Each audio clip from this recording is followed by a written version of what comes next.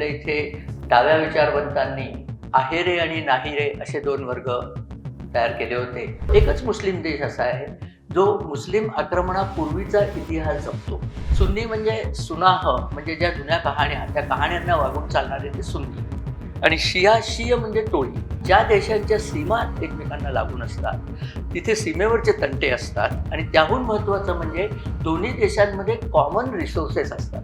ही पाकिस्तानी राज्यकर्त्यांची भूमिका होते. पाकिस्तान सुजलाम सुफलाम झाला की आपलं काम झालं, आपल्याला एवढंच काम. आता असं सांगतात की इराणमध्ये मुख्य व्हायलाच कोणी तयार नाहीये. अरे पहिल्या दिवशी जो सांगतोय की खामेनीला मी मारणार आहे, धोक्याचे कसलं मारलं, ठरवून मारलं त्याला. मोदींनी दुखवटा केला नाही म्हणून होर्मुझच्या आखातामधनं इराण आपली झाडं सोडत नाही.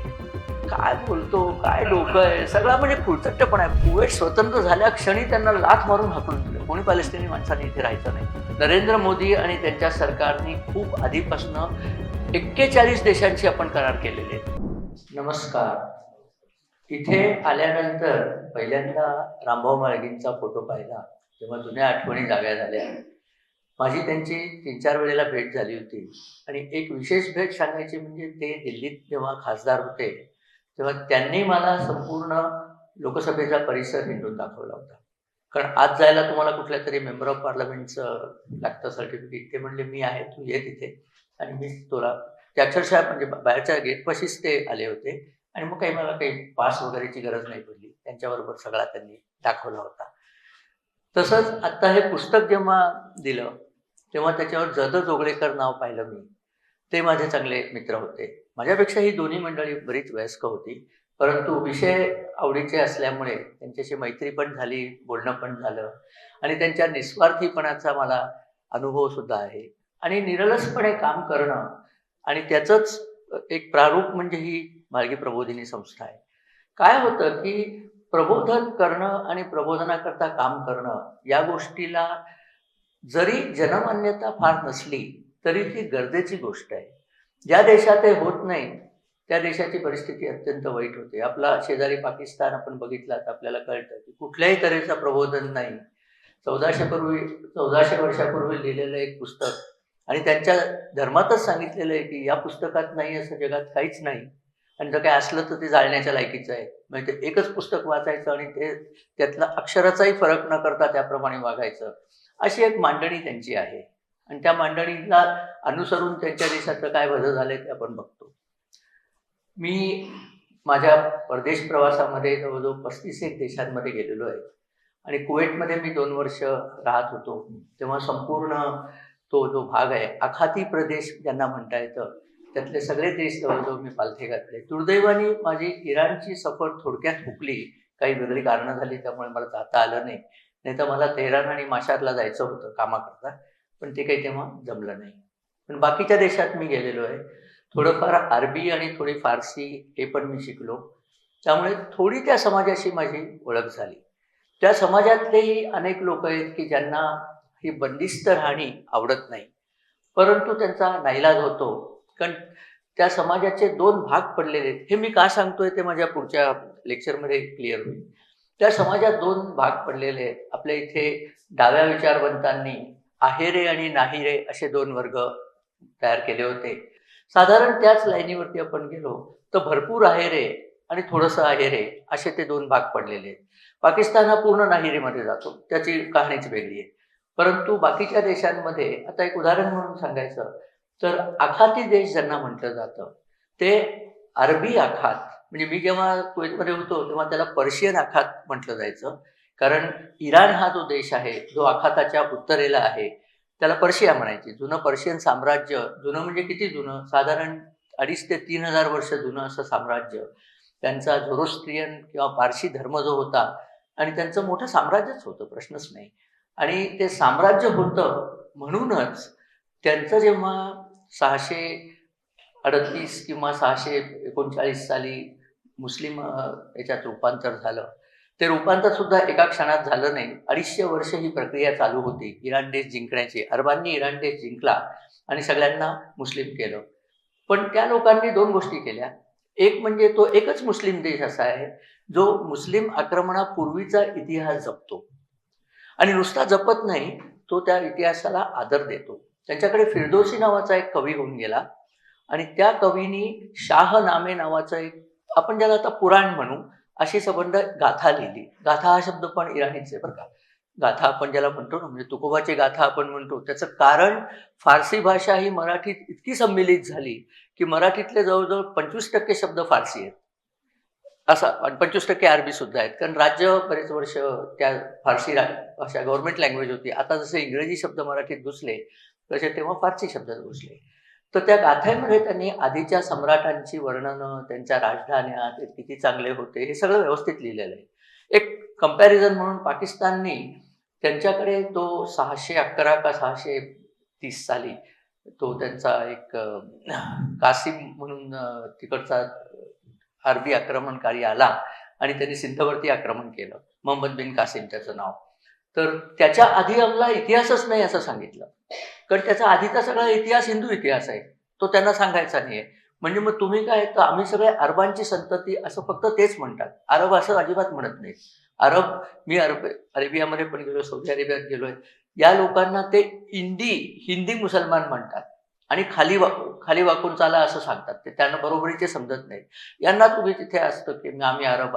तुम्ही काय अरब नाही आहात. तुमच्यामध्ये अरब डीएनएचा, बरं डीएनए असला तरी तो अत्याचाराने आलेला आहे. कोणी स्वखुशीने त्यांच्याकडे अरब झालेले नाहीये. पण ते इतिहास विसरण्याबद्दल प्रसिद्ध आहे. मी हे का सांगतो, की इराणचं वेगळं कॅरेक्टर, देशाचं एक चारित्र्य असतं, ते तुमच्या पुढे उघड व्हावं.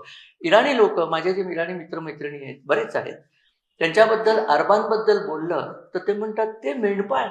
अरबांना काही संस्कृती होती? उंट पाळणं आणि बकरी मारून खाणं एवढंच त्यांना येत होतं. त्यांनी लढाईत आमच्या राजांना हरवलं ही गोष्ट खरी आहे. त्यांचा धर्म आमच्यावर टाकला तेही खरी आहे. पण ते आम्हाला काही शिकू शकतील अशी त्यांची लायकी नाही. ते थर्ड रेट माणसं आहेत ती. आणि त्यांना अजिबात अरबांबद्दल प्रेम नाहीये. द्वेषच आहे मनामध्ये. आणि हा द्वेष होता म्हणूनच इराणी लोकांनी मुस्लिम धर्माची वेगळी शाखा घेतली. शिया जे इराणी लोक झाले ते याच कारणाने झाले की आम्हाला त्यांच्याशी संबंध नको. नुसतं संबंध नको असं नाही, शिया आणि सुन्नी याच्यामध्ये अहिनकुल इतकं भांडण असतं, भरपूर भांडण असतं त्यांचं. मी माझे कुवेती मित्र होते, त्यांच्याशी बोललो. शिया सुन्नी, कुवेतमध्ये सुद्धा शिया लोक आहेत. एक गमतीची गोष्ट तुम्हाला सांगतो, शिया लोक जे कुवेतमध्ये, त्यांच्या हातात सगळा व्यवसाय आहे. व्यापारी कम्युनिटी शिया लोकांमध्ये जास्त आहे. सुन्नी लोक जे आहेत ते, सुन्नी म्हणजे सुनाह, म्हणजे ज्या जुन्या कहाण्या, त्या कहाण्यांना वागून चालणारे ते सुन्नी. आणि शीय म्हणजे टोळी. टोळीवाले जे त्यांच्या विरुद्धात होते, मोहम्मदाचा पुतण्या आणि जावई तो एकच होता, त्यांच्याकडे अशा गमती होतात. तर त्या अली नावाच्या माणसाचे फॉलोअर्स म्हणजे हे शिया लोक. तर त्या सुन्नी लोकांना व्यवसाय करता येत नाही. आणि तेल जर त्यांच्या इथे सापडलं नसतं, लक्षात ठेवा, मी त्यांच्या इथे सापडलं म्हटलं, त्यांना सापडलं म्हटलं नाही, त्यांना काही सापडलेलं नाही. त्यांना वाळू सुद्धा फक्त माहिती होती, बाकी त्यांना काहीही माहित नव्हतं. परकीय लोकांनी येऊन तेल शोधलं, ते काढायचं कसं ते तंत्रज्ञान त्यांना कळलं. तेल काढलं तर तेलाला बाहेर किंमत मिळते हे त्यांना कळलं. आणि हे कळल्यामुळे त्यांना रॉयल्टी म्हणून जे पैसे मिळाले त्याच्यावर ते श्रीमंत झाले. ते स्वतः काहीही करत नाहीत. या तेलाचे पैसे येतात त्यामुळे तुस्त राहतात. ती अरबातली आहेरे लोक. थोडंसं आहेरे लोकांमध्ये जॉर्डन नावाचा एक अद्भुत देश आहे. जॉर्डनमध्ये ख्रिश्चन आणि अरबी आहेत, ख्रिश्चन आहेत थोडेफार. लेबनॉन हा देश आहे, सिरिया पण देश आहे. त्यांच्याकडे तेल नाहीये म्हणून ते थोडंसं आहेरे, पण एकूण खाऊन पिऊन सुखी असे आहेत. आणि मग येमेन जो आहे तो एक भिकारी देश आहे, कारण त्याच्याकडे तेल नाही. पाकिस्तान, त्याच्याकडे काहीच नाही, त्यामुळे तोही एक भिकारी देश आहे. असे अनेक भिकारी देश त्यांच्याकडे आहेत. तर मुस्लिम देशांमध्ये, मुख्य म्हणजे आखाती देशांमध्ये ही स्प्लिट किंवा हा जो उभा फट पडलेली आहे ती अगदी स्पष्ट दिसते. आज तर ती इतकी ठळक झालेली आहे की आता इराणच या शेजारच्या सगळ्या अरब देशांवरती हल्ले करत सुटलाय. आणि त्याचं कारण तेच आहे की ते मूळ अरबांचा द्वेष आहे. त्यांना अरबांचा अजिबात प्रेम नाहीये. तेलाच्या बाबतीत सुद्धा इराण जास्ती नशीबवान आहे, कारण इराणी तेल हे जास्ती चांगलं आहे. आता तुम्ही म्हणाल जास्ती चांगलं म्हणजे कुणाला मोहरीचं तेल आवडतं, उत्तरेला सगळे सरसोचं तेल वापरतात, किंवा आपण गोडं तेल वापरतो, तिळाचं तेल वापरतो. त्या खाण्याच्या गोष्टी झाल्या. पण तेलांमध्ये ही जी खनिज तेल असतं, ज्याला क्रूड ऑइल म्हणतात, ते जर तुम्ही पाहिलं तर ते पेट्रोलपेक्षा अगदी वेगळं दिसतं. अतिशय घट्ट हिरवट रंगाचं असतं ते. होतं माझ्याकडे, काही दिवस मी ठेवलंही होतं. तर त्या क्रूड ऑइलमध्ये दोन मुख्य प्रकार आहेत, हेवी आणि लाईट. क्रूड ऑइलचं काय करतात, तुम्हाला हे काय सांगतो की तुम्हाला याच्यातनं पुढचं परिप्रेक्ष्य लक्षात येईल.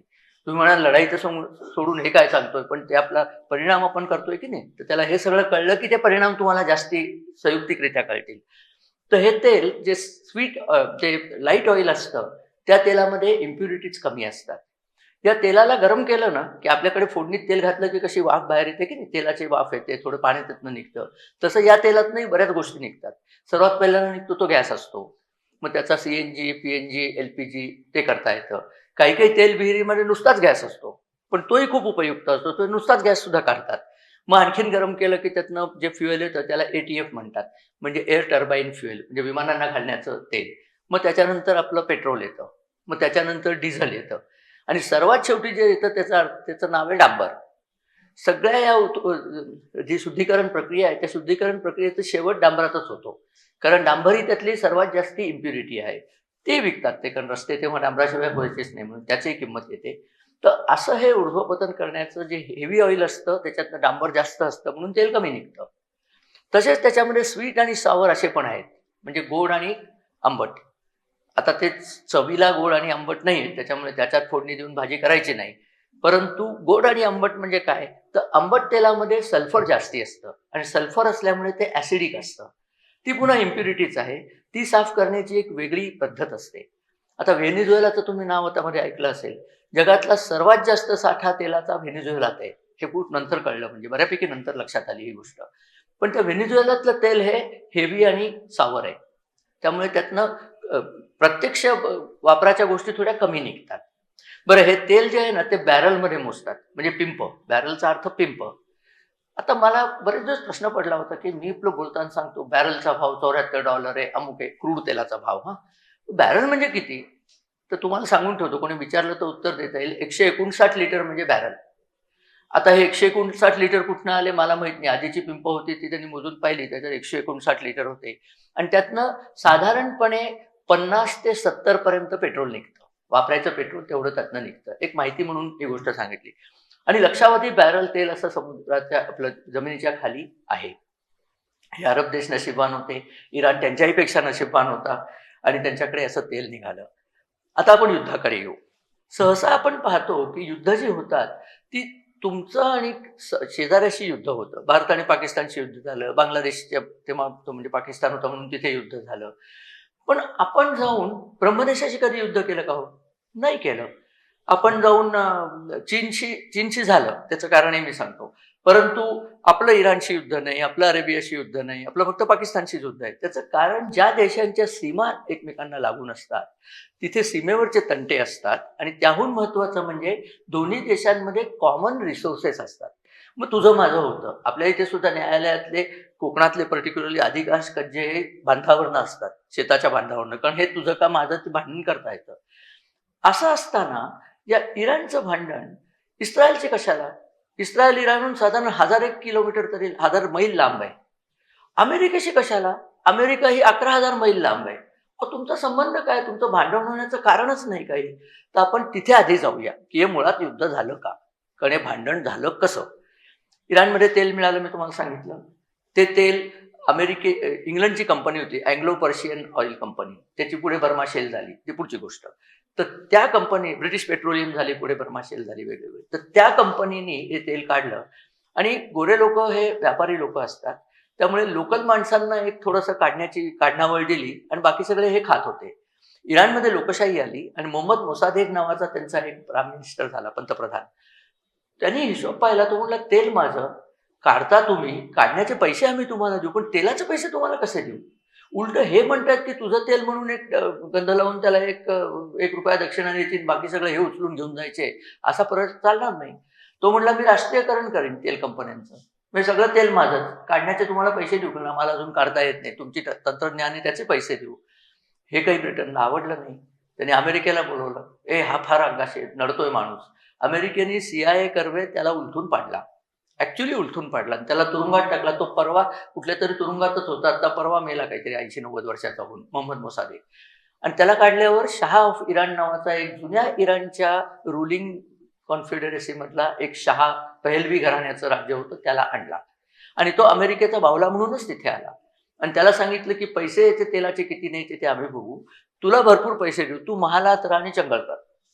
आणि तो महालात राहिला आणि चंगळ केली.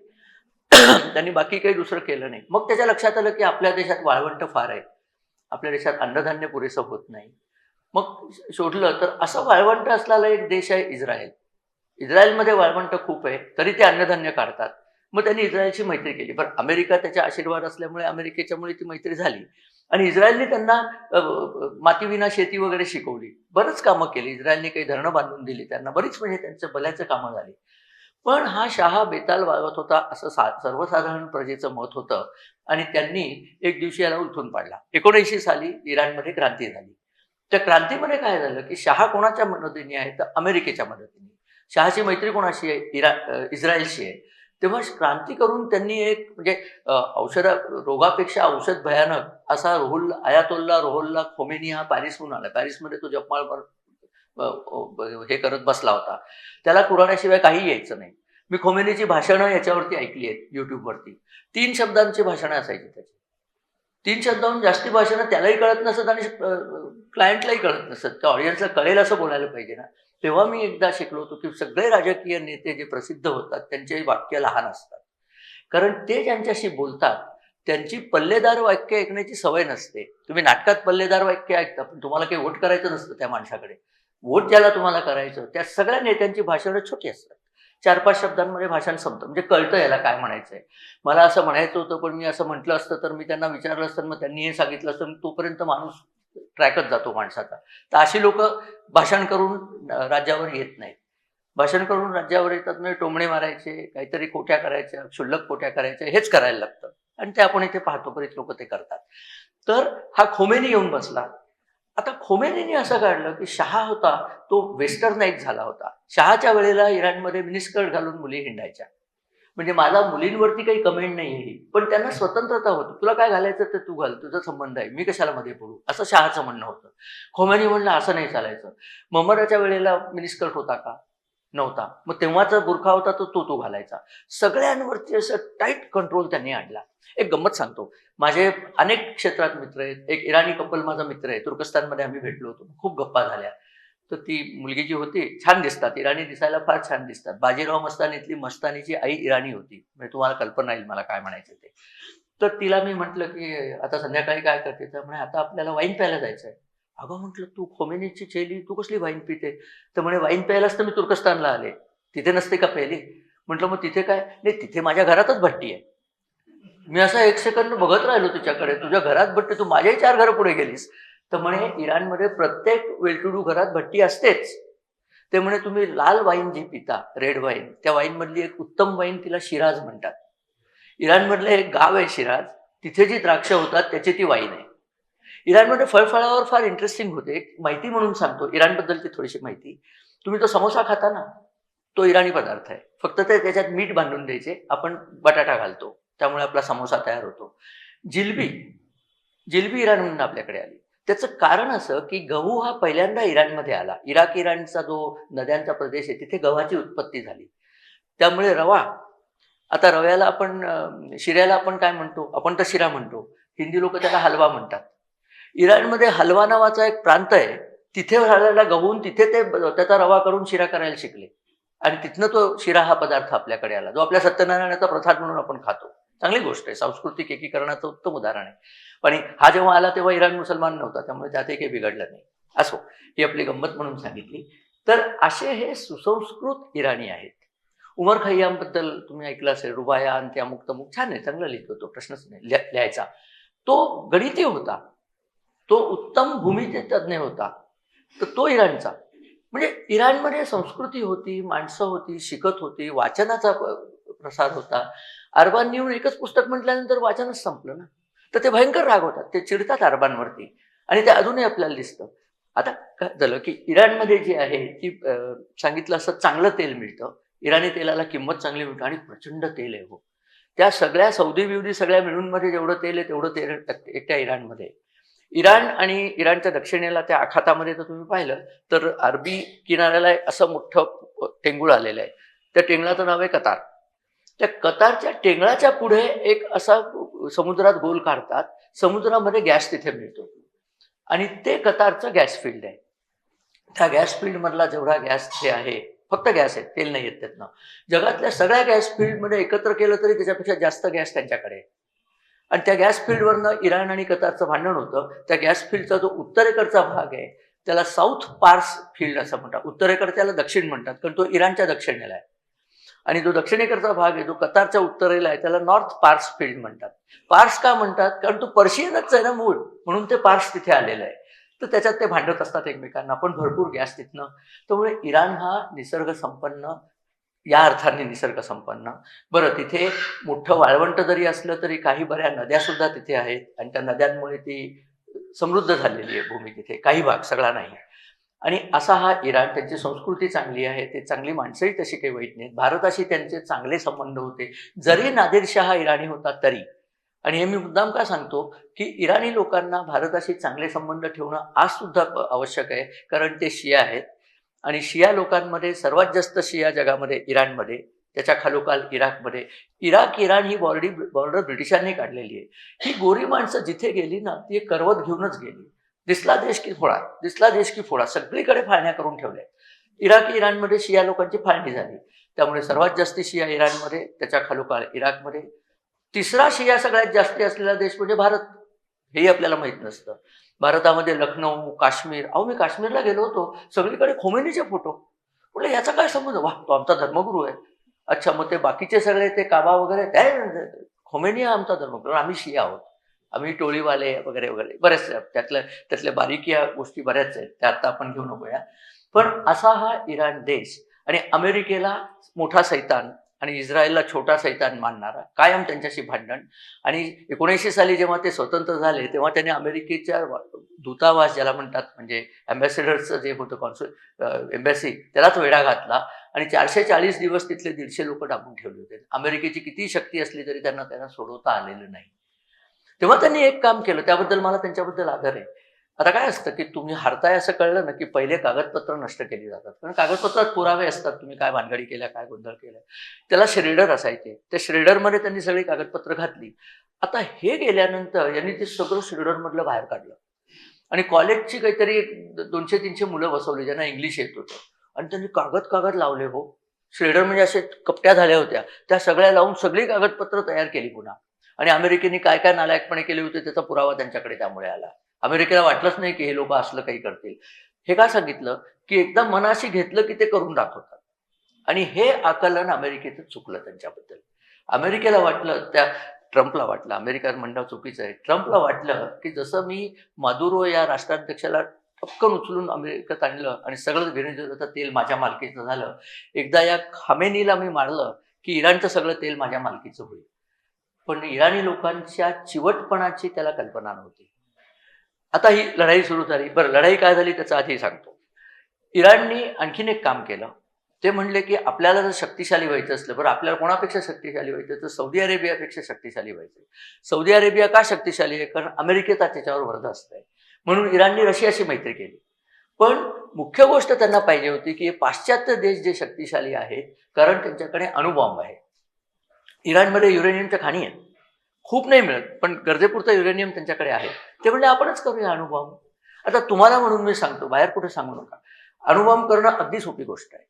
फक्त युरेनियम आणायला लागतं.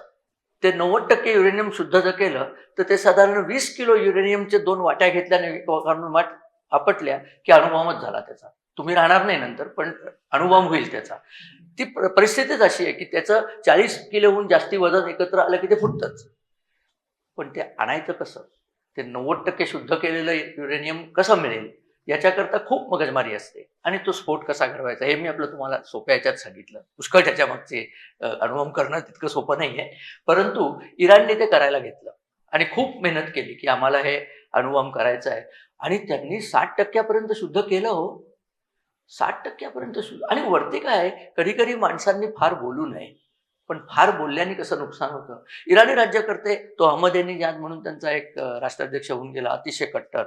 तो म्हणला एकदा अणुबॉम्ब झाला की आम्ही तो इस्रायलवर टाकणार आणि इस्रायल संपवून टाकणार. हे ऐकल्यानंतर इस्रायल गप्प बसेल का? इस्रायल म्हणजे नेहरू नाही आणि मोहनदास पण नाही, त्यामुळे ते गप्प बसणार नाही. हे मी मुद्दाम का सांगतोय, पाकिस्ताननी अणुबॉम्ब करायला जेव्हा घेतला तेव्हा त्यांच्या असंच युरेनियम शुद्ध करण्याची त्यांनी जी लॅबोरेटरी काढली, त्या जागेचं नाव आहे काहुटा. ती काहुटा पंजाब बॉर्डरपासून 70 किलोमीटरवर आहे फक्त. कोणीतरी त्यांना विचारलं, अरे इंडिया तुमचा शत्रू, त्यांच्या इतक्या जवळ तुम्ही बांधली, तुम्ही जाऊन पश्चिम बॉर्डरला बांधायची ना. अहो पश्चिम बॉर्डरला इस्रायल आहे. विचार करा, विचार करा. पूर्व बॉर्डरला कोण आहे? काँग्रेस आहे. काँग्रेस कधी आपल्यावर हल्ला करणारच नाही, आपण अगदी सेफ आहोत. ही पाकिस्तानी राज्यकर्त्यांची भूमिका होते. त्यांच्या दुर्दैवाने 2014 साली काँग्रेस गेली आणि अजून ती काही येईल असं दिसत नाहीये.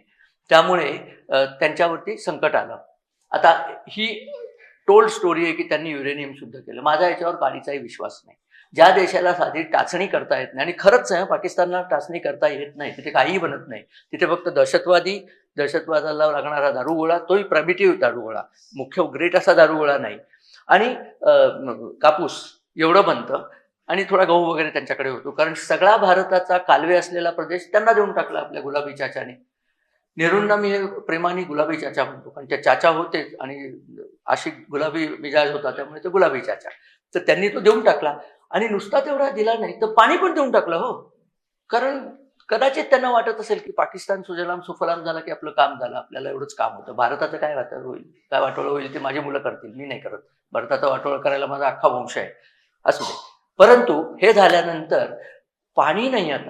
आता आहे काय पाकिस्तानकडे? कारण आपण पाण्याचं बंद केलं. त्यांनी 80% सिंधूचं पाणी जे दिलं होतं, आपण सांगितलं आम्हाला तो करारच मंजूर नाही, आम्ही धरणं बांधायला सुरुवात केली, पाकिस्तानला पाणी नाही आहे म्हणून धान्य मिळणार नाही, कापूस होणार नाही.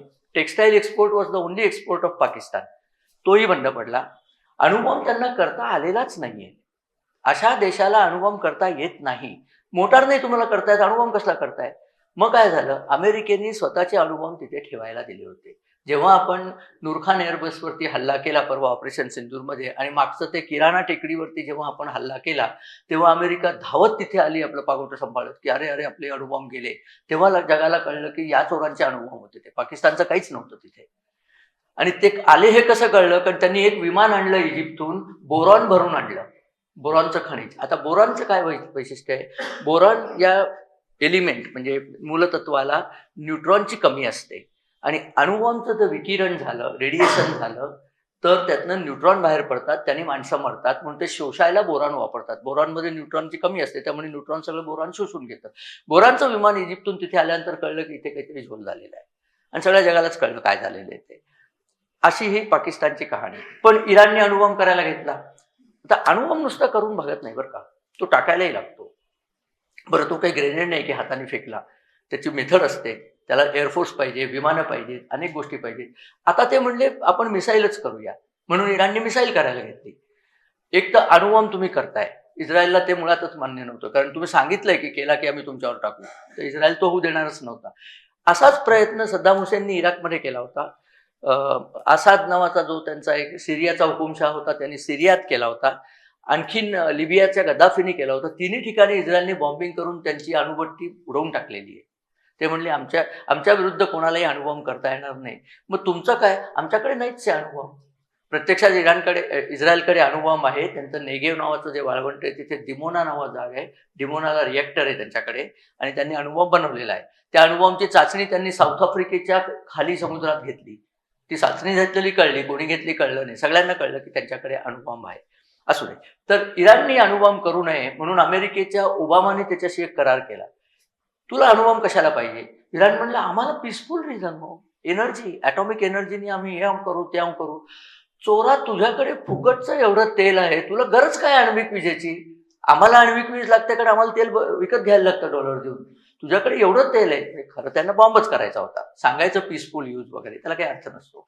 तर ते झाल्यानंतर इस्रायलने एक विशेष गुप्तहेर संघटना वापरून, मोसाद ही इस्रायलची जी संघटना आहे, त्यांनी त्यांचे जे, तुम्हाला एक गंमत म्हणून सांगतो की शुद्ध कसं करतात, ते गमतीच्या माहिती असावी म्हणून.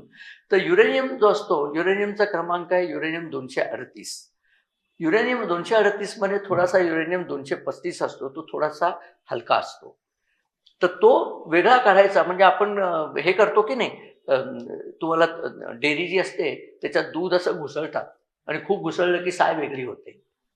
तीच प्रक्रिया आहे, त्याला सेंट्रिफ्यूज म्हणतात.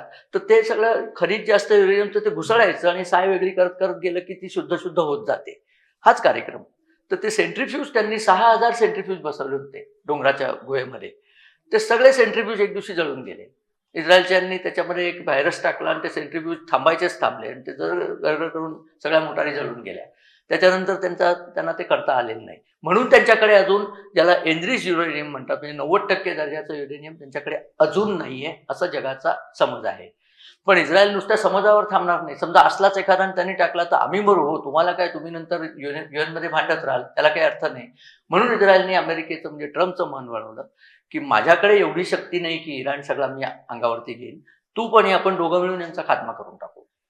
आणि ट्रम्पनी ओबामाने काय केलं होतं, ओबामा म्हणला की तुम्ही बॉम्ब बनवू नका, मी तुम्हाला पैसे देतो. ऍक्च्युली पैसे दिले, लाच दिली इराणला की बॉम्ब बनवू नका. इराणनी लाच पण घेतली आणि सिक्रेटली बॉम्ब पण बनवत होते. म्हणून ट्रम्प गेल्या वेळेला जेव्हा आला राज्यावर, त्यांनी तडकाफडकी ते रद्द केलं. तो म्हणला हा चावटपणा नाही, पैसे देणार नाही, तो करारच रद्द केला. मग काय इराण बसलं बनवायला, आता तर करारही नाही, आता मी बनवायलाच घेईन.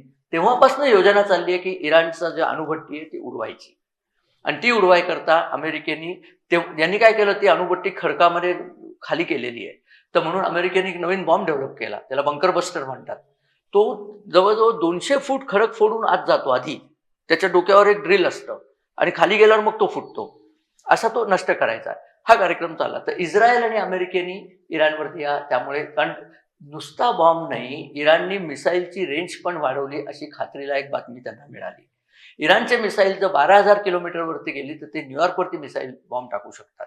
आणि तिथे मात्र अमेरिका म्हणजे ऐकूच शकत नाही. न्यूयॉर्कवरती बॉम्ब रशिया टाकेल ते ठीक आहे, हे रशियावर टाकेल.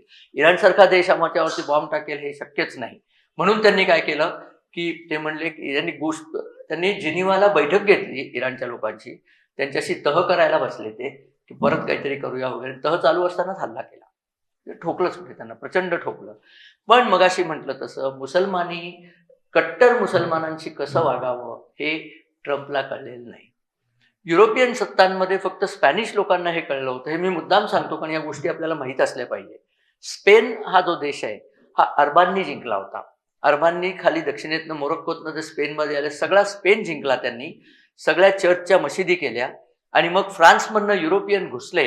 त्यांनी त्या अरबांचा पराभव केला, त्यांना स्पेनमधनं हाकून दिलं आणि त्यानंतर हुकूम काढला की या देशातल्या सगळ्या स्त्रिया आणि मुली, लक्षात ठेवा, स्त्रिया आणि मुली जिवंत ठेवायच्या आणि त्यांना ख्रिस्ती करून बायका करायचं त्यांच्या, आणि मुलं आणि त्यांचे बाप मारून टाकायचे. स्पेनमध्ये एकही मुसलमान जिवंत नसला पाहिजे. याच मेथडने मुसलमानी आक्रमणाला प्रतिबंध करता येतो.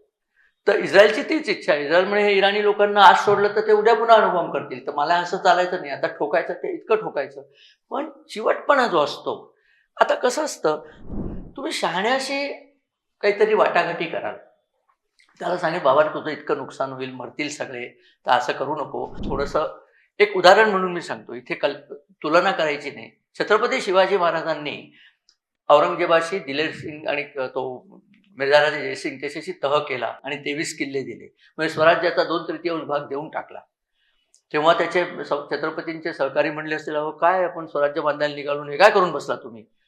असं आहे की आत्ताची वेळ निभावायची, आपण हे किल्ले पुन्हा घेऊ. आणि अक्षरशः 3 आठवड्यामध्ये सगळे किल्ले महाराजांनी परत घेतलेले. पण ते संकट वाढलं कारण महाराज शहाणे होते. इराणचे जे खोमेनी कंपनी आहे त्यांच्यात शहाणपण नाहीच आहे. अमेरिकेला असं वाटलं की आपल्यावरती अशी वेळ आली असते तर आपण काय केलं असतं, आपण हेच केलं असतं की बाबा आता तह करा, मग नाही करत आम्ही अणुबॉम्ब, 50 वर्षांनी बघू, आत्ताच नाही करत. हे नाही आहेत ना शहाणे. हे म्हणले तुम्ही आम्हाला फोडून काढा, आमचं हे तोडा, आमचं ते तोडा, आम्ही मेलो तरी चालेल पण आम्ही अणुबॉम्ब करणार, ही त्यांची जिद्द आहे. आणि दुर्दैवाने अमेरिकेच्या पहिल्या फटक्यामध्ये इराणचा तो खामेनी आणि त्याचे 40-50 लीडर्स आणि आर्मीचे लोक एकदमच मेले. अमेरिकेला ते सुदैव वाटलं. आता लक्षात येतं की ते दुर्दैव होतं, कारण डिसिजन घेणारच कोणी राहिला नाही. खामेनी मरून गेला. त्याने सांगितलं माझ्या मुलाला मुख्य करा, त्या मुलावरती हल्ला झाला.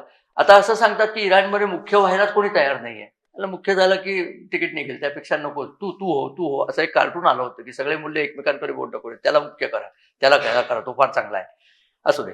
परंतु उरलेली लोक सुद्धा अजून लढतायत.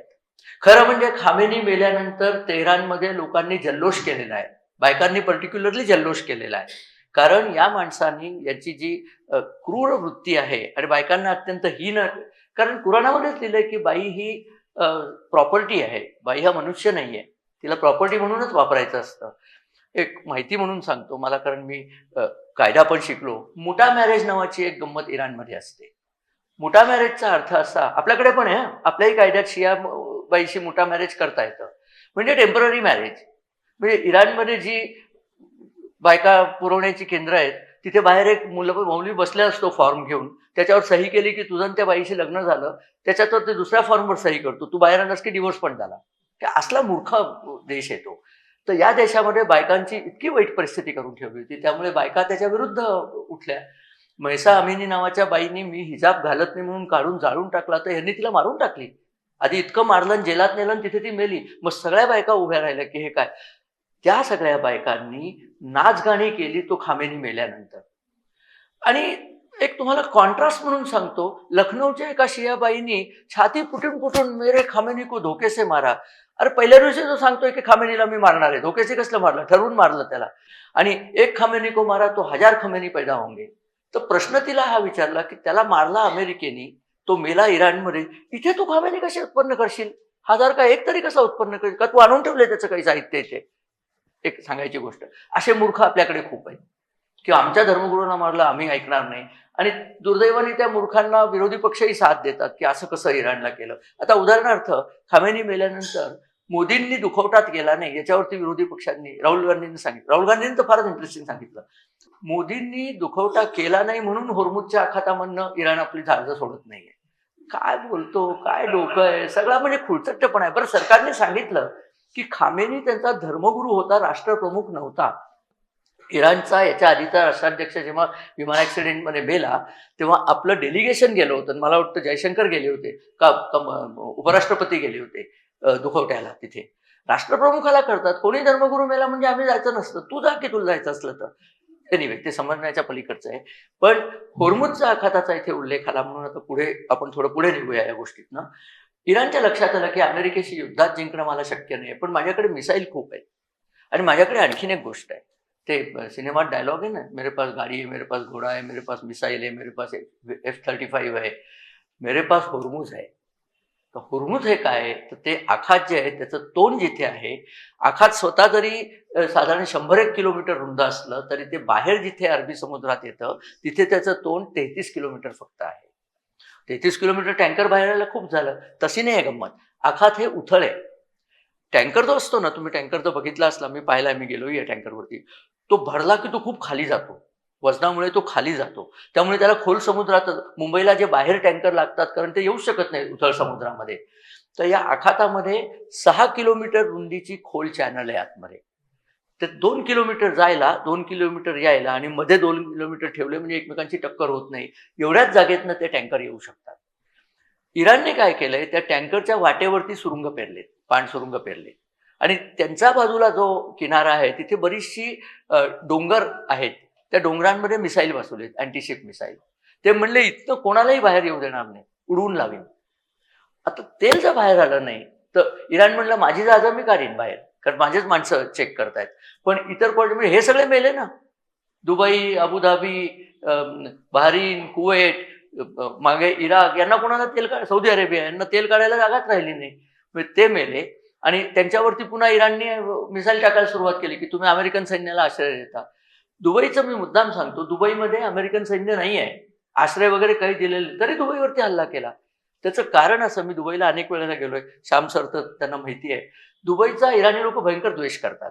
आता इथे थोडंसं सायकॉलॉजीचं मला सांगायचंय.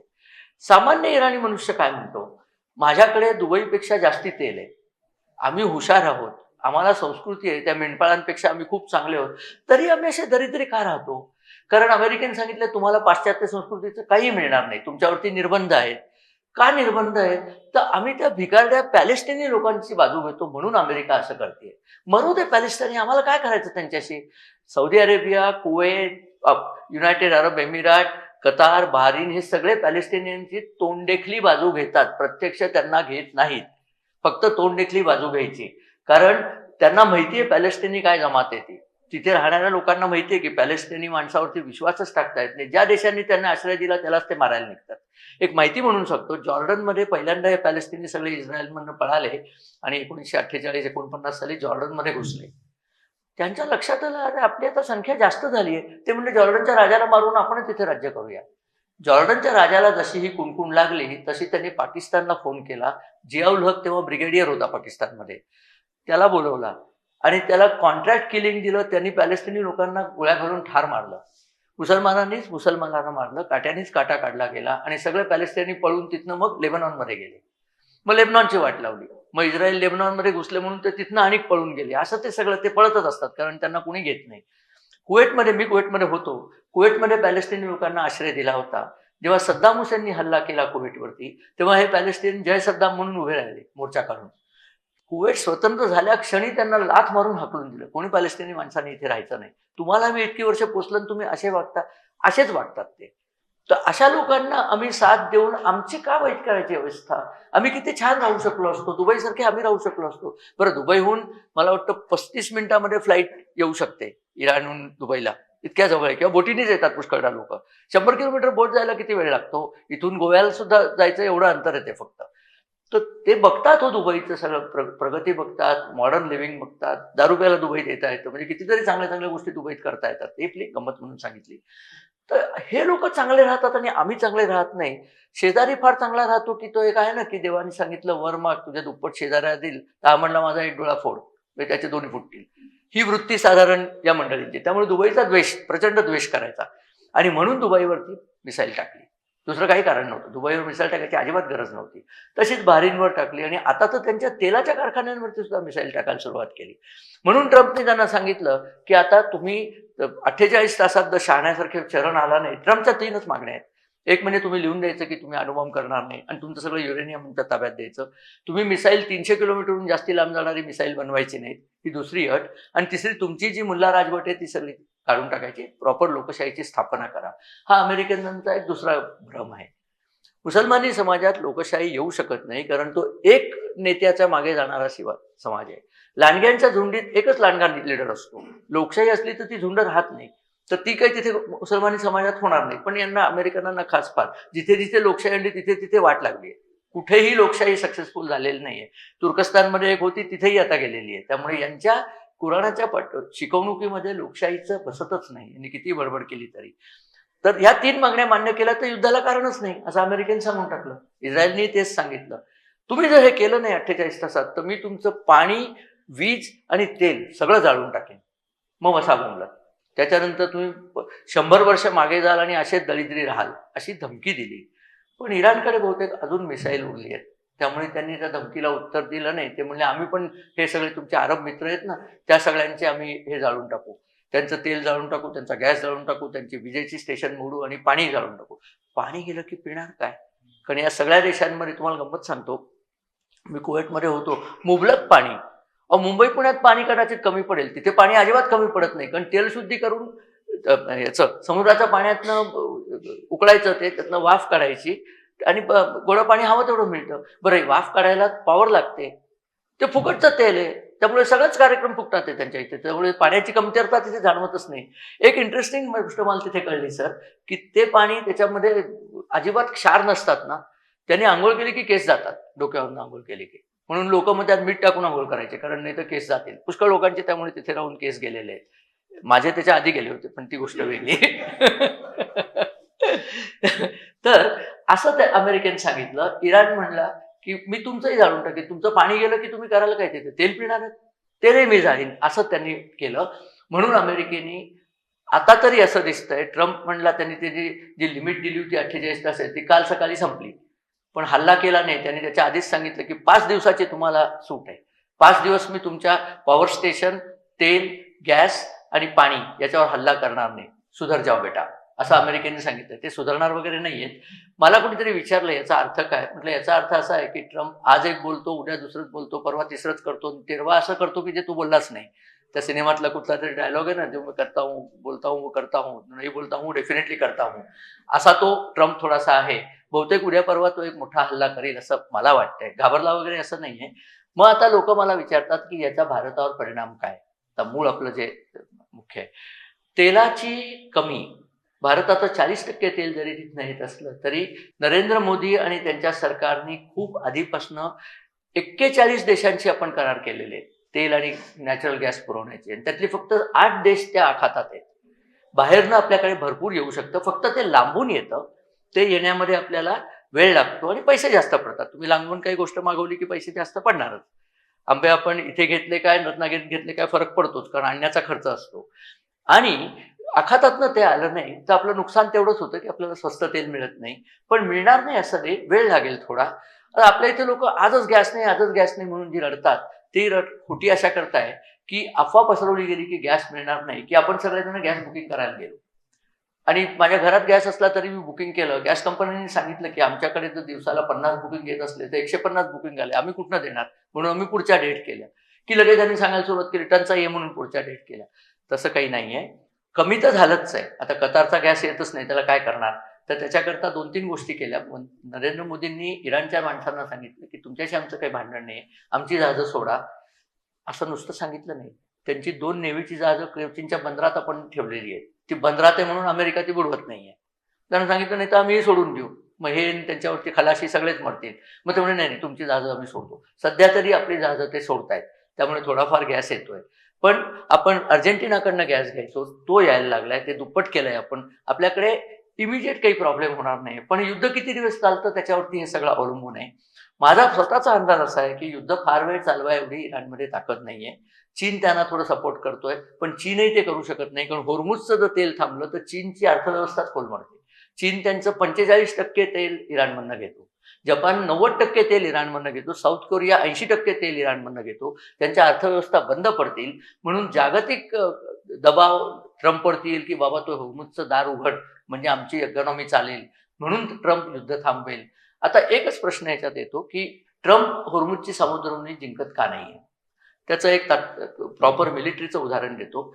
त्यांनी सामुद्रधुनीमध्ये माइन्स म्हणजे पाणसुरुंग टाकलेले आहेत आणि सामुद्रधुनीत पाणसुरुंग टाकले की त्या लोकेशन प्रवाहाने बदलतात. त्यानंतर काढणं जवळजवळ शक्यच नसतं. ते काढण्याचं टेक्निक जपानकडे आहे. म्हणून ट्रम्पने सांगितलं की तुम्ही तुमची टेक्निकवाली जहाजं पाठवा. ते म्हणले युद्धबंदी केली तर पाठवू नये तर आमचे लोक मरतील. असा सध्या हे तिढा चाललेला आहे. ती समुद्रधुनी मोकळं करणं आत्ता तरी शक्य नाहीये. पण काही गोष्टी घडलेल्या होत्या. सौदी अरेबियाच्या हे लक्षात आलं होतं. त्यांनी एक पाईपलाईन टाकली होती. सौदी अरेबियातनं ओमानमधनं येऊन इकडे बाहेर येते. पण त्याची कपॅसिटी 1/3 आहे फक्त. एवढा त्यात फरक आहे. परंतु माझ्या अंदाजाने इराण सुद्धा फार दिवस तग धरेल असं नाही. त्यांच्या इथे पाणी आत्ताच नाहीये. तेहरानमध्ये 20 लाख लोकं राहतात. 3 महिन्यापूर्वी इराणी गव्हर्नमेंटने सांगितलं आम्ही तुम्हाला पाणी देणं शक्य नाही. आमचं पाणी संपलेलं आहे. गाव सोडा आणि जा कुठेतरी. आणि गेलेत लोकं. तेहरानमध्ये परिस्थिती इतकी वाईट झाली, टीव्हीवरती दाखवलं होतं, की रस्ता चाललाय, रस्त्याच्या खालचं पाणी संपल्यामुळे रस्ता संबंध खचलेला आहे.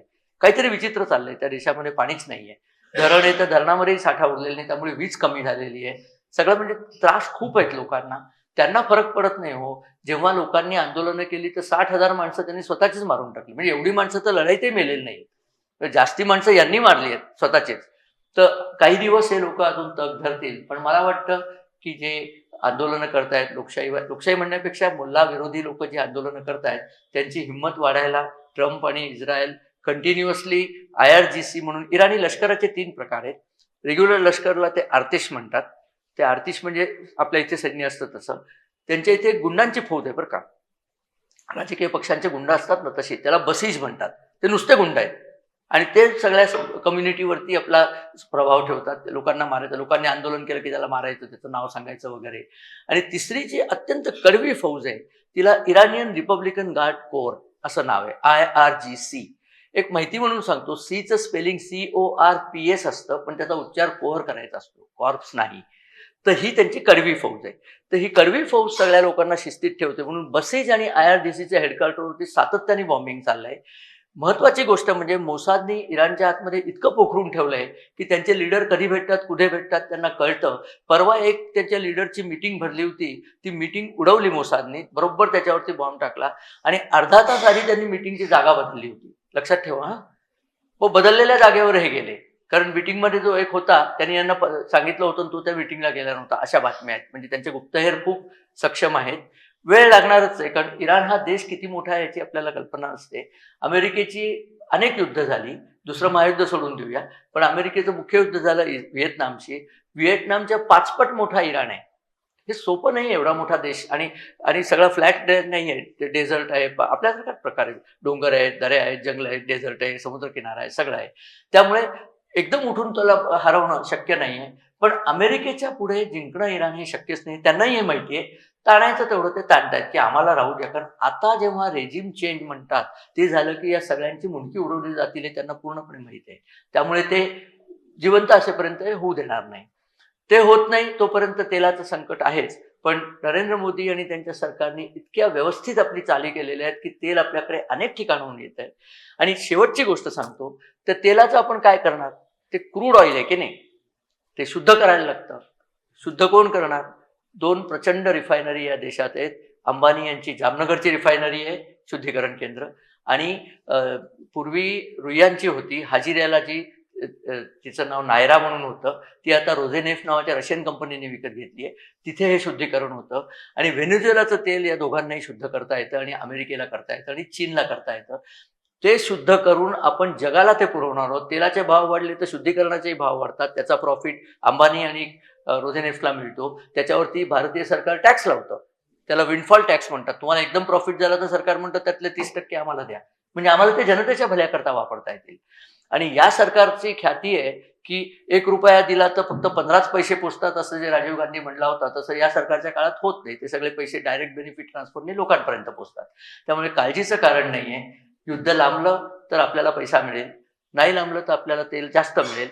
लांबलं तरी आपल्याला पुरेसं तेल मिळेल. तेव्हा काळजी करू नका आणि थोडी वाट पहा, त्यातनं आपण बाहेर पडू. आता प्रश्न शेवटचा येतो, की आपले जी लोक आहेत तिथे, आपली 1 कोटी लोक जवळजवळ या देशांमध्ये आहेत. आणि नरेंद्र मोदींनी पार्लमेंटमध्ये सांगितलं, की आम्हाला काळजी पहिली म्हणजे देशामध्ये पुरेसा तेल आणि गॅसचा पुरवठा झाला पाहिजे. दुसरं, आमची जी 1 कोटी लोक आहेत ती सुरक्षितपणे राहिली पाहिजेत, परत आली पाहिजेत. आपल्याला जितकं दाखवतात तितकं तिथे भयावह वातावरण नाहीये. सगळ्यांनी सांगितलं. मी श्याम सरांशी बोललो आणि अनेक लोकांशी बोललो. दुबई, कुवेत, माझे जे मित्र आहेत ते म्हणले मधून एखादं पडतं, पण असं काही इतकं भयंकर नाहीये. काळजी नाही, राहू आम्ही इथे, अजून आमचं चालेल. तेव्हा इतकी काही वाईट परिस्थिती नाहीये. त्यातनं सुद्धा इराणमधनं मला वाटतं आपण काहीतरी 20,000 लोकं परत आणलेली आहेत. दुबईतनं बरीच परत आली आहेत. मध्ये विमानं चालतात, त्यातली आपली लोकं येतच असतात. ठीक चाललेलं आहे. सगळ्या जगामध्ये तेलाचे भाव वाढलेले आहेत, अमेरिका धरून. न वाढलेला देश फक्त एक, भारत. आणि सगळं जग त्याकरता भारताचं कौतुक करतंय, की किती चांगलं तुम्ही करून दाखवलं. युद्ध एवढं तुम्ही 45% तेल तिथनं आणता तरी तुमचे भाव वाढले नाहीत. कारण मोदींनी सांगितलं आम्ही 75 दिवसाचं तेल मुळी भरूनच ठेवलेलं आहे. कल्पना होती हो हे काय होणार आहे. त्याला स्ट्रॅटेजिक पेट्रोलियम रिझर्व्ह म्हणतात, SPR. आपण मंगलोरला आहे, पडुलुरूला आहे, आणखीन 2 ठिकाणी आहे. प्रचंड मोठी गोदामं जमिनीखाली ठेवलेली आहेत आणि त्याच्यात तेल भरून ठेवलेलं आहे. काळजी करू नका, ताठ मानेने चला. आपला देश चांगल्या लोकांच्या हातात आहे. दुर्दैवाने दुसरी लोकं असती तर कधीच विकला गेला असता. चांगलं चाललेलं आहे. तेव्हा जय हिंद, वंदे मातरम. आणि फार चांगलं झालेलं आहे. प्रश्नोत्तरं असतील तर मी I am available. Please sir. माझा असा प्रश्न आहे की बेसिकली आपला देश व्यवस्थित चालू आहे, ठीक आहे, पण कालचं मी मोदींचं लोकसभेचं भाषण आणि आजचं राज्यसभेचं भाषण थोडं ऐकलं, तर मला ते कॉन्फिडंट होते, पण त्यांच्या चेहऱ्यावरती थोडं मला स्ट्रेस दिसलं. कारण काल ते म्हणाले की भारतीय नागरिकांनी कोविड सारख्या परिस्थितीला सामोरं जाण्याची मनाची तयारी ठेवावी, आणि त्याच अनुषंगाने आज पण ते राज्यसभेमध्ये तसे बोलले. तर आपण सगळं चांगलं आहे, पण थोडा स्ट्रेस त्यांच्या चेहऱ्यावर मला दिसला आहे. आणि आता हे न्यूजवाले म्हणतात काय म्हणतात की ट्रम्प हे 5 दिवस युद्धबंदी वगैरे फक्त नावापुरती करतोय. ट्रम्पचे काहीतरी मिसाईल पॅट्रियट वगैरे कमी झाले, त्याला ते तुझी तयारी परत व्यवस्थित करायची आहे. तू सकाळी उठल्यावर काहीतरी स्वप्न पडतं आणि काहीतरी ट्विट करतो आणि उद्या सकाळी काय बोलेल सांगता येत नाही. हा असा प्रकार आहे. तर तुमचं त्या बाबतीत काय मत आहे जरा विचारायचं तुमच्या राजकीय. मी तुम्हाला एक इंटरेस्टिंग सांगतो. काल मी सावरकर स्मारकात बसलो होतो, त्या लोकांशी बोलणं करत होतो. इथे यायच्या आधी तिथे मी एक अर्ध्या तासाचा व्हिडिओ केलेला आहे, तो आता लागलेला असेल एव्हाना, याच विषयावरती होता.